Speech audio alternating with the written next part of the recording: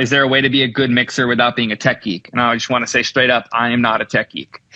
I am not the best troubleshooter. I understand Pro Tools really well. I don't fix my tube gear. I do take out tubes and put them in. I pay someone to fix my gear when it goes bad. I am not a super tech geek.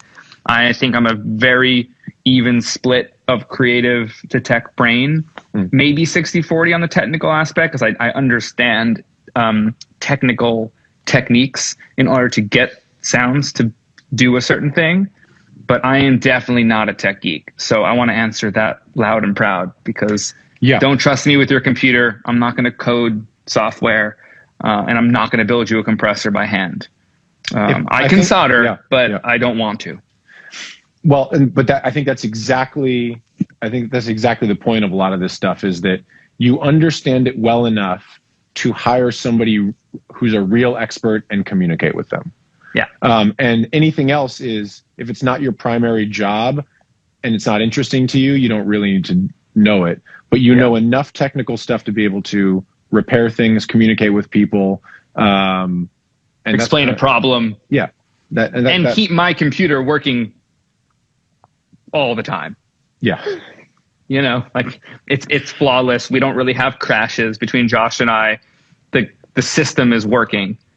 But okay, what did he say? Yeah, but understanding exactly what phase cancellation is and linear phase. Yeah, but that's stuff that's ear training. That's understanding with visual components and help in analyzers. Yeah, that's what I mean. That's what I'm 50-50 or 60-40 geek. Yeah. Is like, yeah, of course I understand that. You're an engineer. You have to understand that.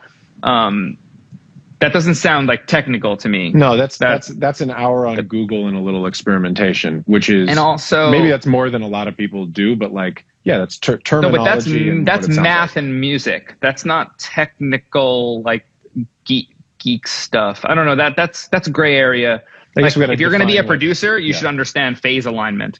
You should understand how a bass reacts with a bass drum. Like every great producer knows to keep their kick drum and their bass in phase. Here's how that's just the job. Exactly. Thank you. Your technical knowledge and my technical knowledge, I think, is the same, although there are things that don't apply to our job that we know deeply. You understand the why as deep as it needs to be to do your job at the highest level. Yeah. And what that means is that there are lots of technical things which you and I don't know. And there's lots of technical things that we do know, but the technical things that we do know really just apply to exactly the job that we're doing. Like how do you make an 808 slap? Well, you have to learn about phase, and you have to learn about nudging, and you have to learn about waveforms, and you have to understand what comb filtering is.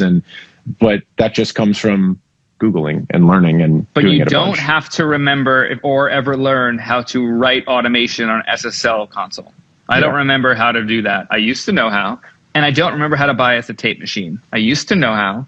It's just that's not in my workflow. If someone wanted me to mix on tape, one, I would talk them out of it. Two, if they insisted, I would get an assistant that knows how to run that aspect of it so I can do my best job and they can also get paid and do their best job. And that's, I think, what it is. And so your knowledge with something like tape machines as well as mine, and I've calibrated tape machines in the past too, is I understand how they sound and why people like them.